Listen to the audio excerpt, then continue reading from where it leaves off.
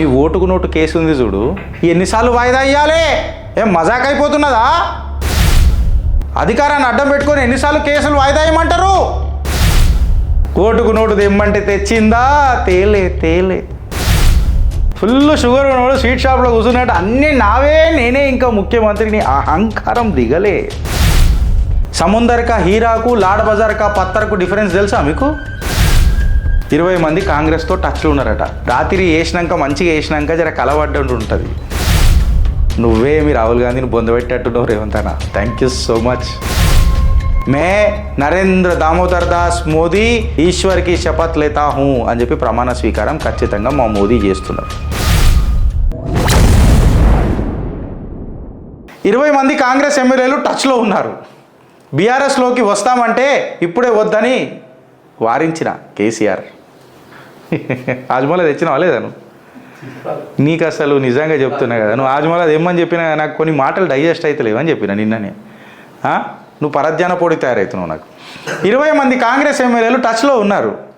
బీఆర్ఎస్లోకి వస్తామంటే ఇప్పుడే వద్దని వారించిన కేసీఆర్. ఏడాదిలో గవర్నమెంట్ కూలిపోతుంది, మళ్ళీ మేమే అధికారంలోకి వస్తాం.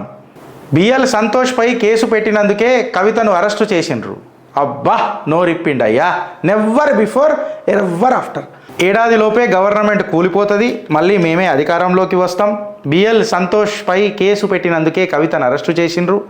ఈ నెలాఖరు నుంచి బస్సు యాత్ర చేస్తా, టీవీల్లో ఇంటర్వ్యూలు ఇస్తానని వెల్లడి, ఎంపీ అభ్యర్థులకు బీఫామ్లు అందజేత.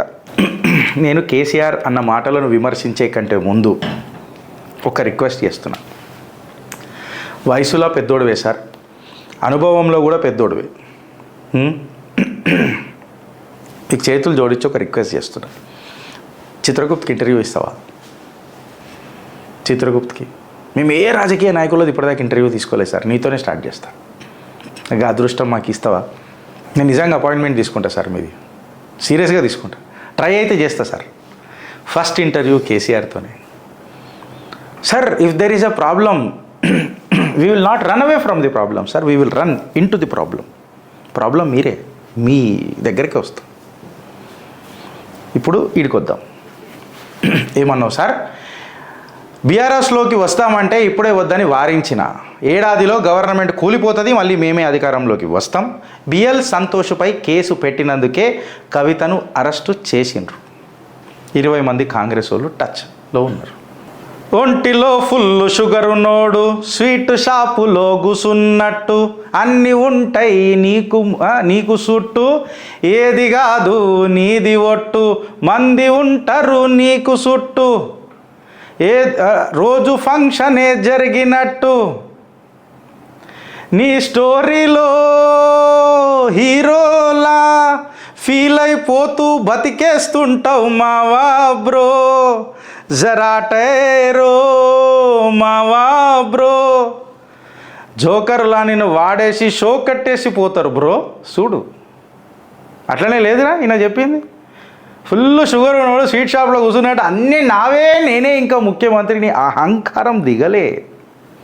అంత జనాలందరూ ఇట్లా తిరుగుతుంటే మళ్ళీ ఎవడో అన్నట్టున్నాడు, దేశకానే తాను అనగానే నేనే లేచినా అని మళ్ళీ మాట్లాడుంటాడు. కరెక్ట్ సెట్ అయింది ఈ పాట నీకు. అన్నీ దొరుకుతాయి నీకు అందేటట్టు, కానీ ఏది నీది కాదు చూసుకో. జిందగిని ఆడో ఈడో ఇంకొకడెవడో ఆడిస్తుంటాడు బ్రో, అందులో నీతోనే ఈ ఐటమ్ మాటలు పాడిస్తుంటాడు బ్రో. రేవంత్ అన్న కదా ఆడిస్తుంది పాడిస్తుంది. జిందగీ గులాబీది ఇంతే. ఇక ఏమన్నావు సార్? బిఎల్ సంతోష్ని ఏమన్నావు? బిఎల్ సంతోష్పై కేసు పెట్టినందుకు కవితను అరెస్ట్ చేసిండ్రా. సముందర్ కా హీరాకు లాడ్ బజార్ కా పత్తర్కు డిఫరెన్స్ తెలుసా మీకు? ఆ డిఫరెన్స్ ఉంటుంది మీ కూతురికి బిఎల్ సంతోష్జీకి కేసు పెట్టినందుకంట.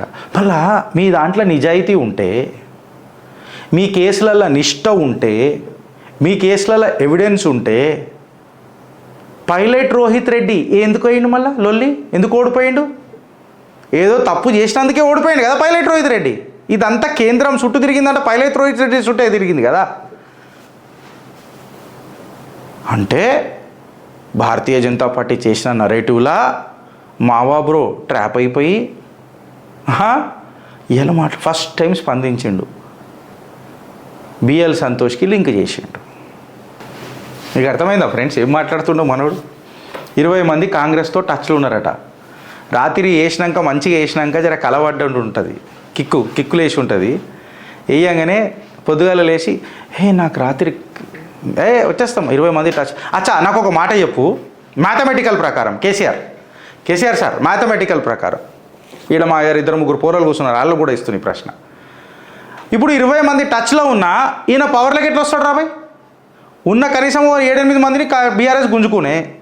ఈ పార్లమెంట్ ఎలక్షన్స్ అయినాక ఎవడు దుంకుతాడో ఇంకా తెలియకపాయే. ఇప్పుడు ఉన్న 8 మంది పోయినరు, వీళ్ళు గాయ గత్తర చేస్తారు కదా సస్పెండ్ చేయమని. లెక్క ప్రకారము మ్యాజిక్ ఫిగర్ 62 60 64 ఏదో రావాలి. నువ్వు కాంగ్రెస్లకే 20 కాదు 30 మందిని గుంజుకున్నా నువ్వు పెట్టేటట్లేవు కదా. ఇప్పుడు మళ్ళీ మేమే వస్తామంట. నీ దగ్గరికి శీష్ వస్తుంది, నీ దగ్గరికి సమోసా వస్తుంది, 80,000 పుస్తకాలు కూడా వస్తాయి. అధికారం మాత్రం రాదు. ఇది పక్క కేసీఆర్ సార్ యాది పెట్టుకో. ఇది 2 పరివార్ల నడుమ పోరు. కేరళ ఎన్నికల ప్రచారంలో CM Revanth Reddy, Modi Parivar ED CBI IT ఈవీఎంలు, ఇండియా పరివార్ గాంధీ కూటమి దేశ ప్రజలు.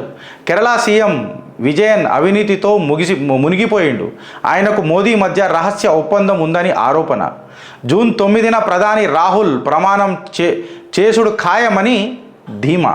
రేవంత్ అన్న జరా కేరళ పోయినప్పుడు చూసి మాట్లాడే. ఆయన పినరాయి విజయన్ అనేటి ఆయన ముఖ్యమంత్రి ఉన్నాడు. ఆడ వైనాడికేని మీ రాహుల్ గాంధీ పోటీ చేస్తున్నాడు. జర అరుచుకొని రాబాయి ఈసారి గట్టిగా అని అన్నాడు అనుకో, మీ రాహుల్ గాంధీ బతికేమవుతుంది?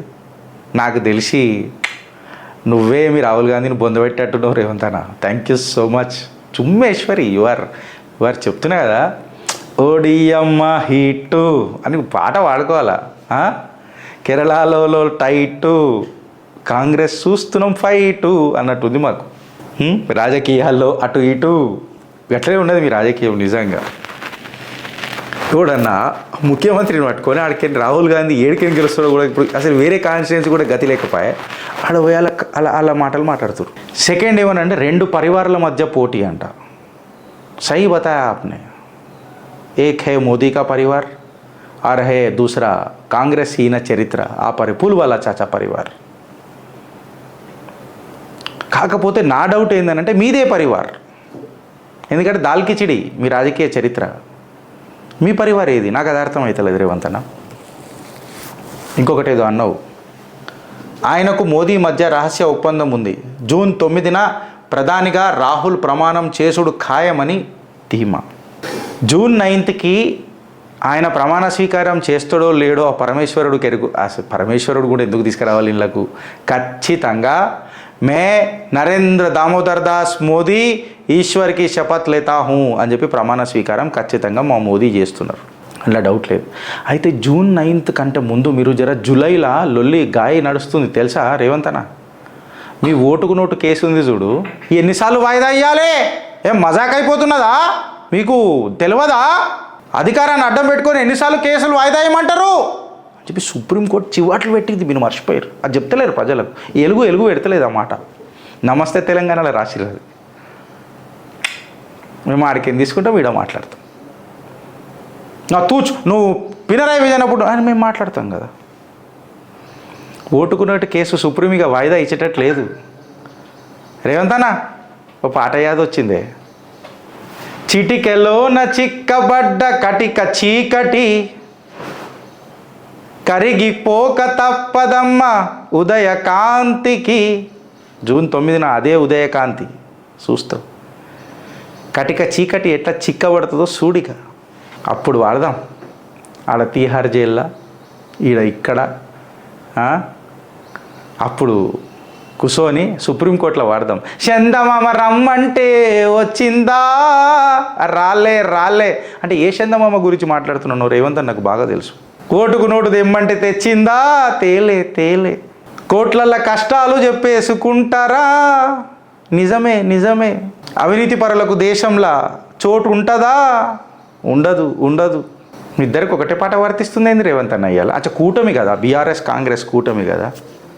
మావా బ్రో, ఇలా మావా ఎవరు, బ్రో ఎవరు? నువ్వే అంటావు కదా జై మన ప్రవీణ్ బ్రో అని అంటావు కదా. ఇలా మావా ఎవరు, బ్రో ఎవరు రా భయ్? What is this bro thing between Congress and BRS? మామ కేసీఆర్, బ్రో రేవంత్ రెడ్డి. మనం పడదాం అప్పుడు అందరం చిత్రగుప్తుల జూన్ 9th రోజు. జామురాతిరి జాబిలమ్మ జోల పాడనా ఇలా. ఇక లాస్ట్కి జూన్ 9th తర్వాత మళ్ళీ ఇక రేవంత్ అన్నకి ఏదైనా పాపం జ్ఞానోదయం అయ్యి డిసైడ్ చేసుకొని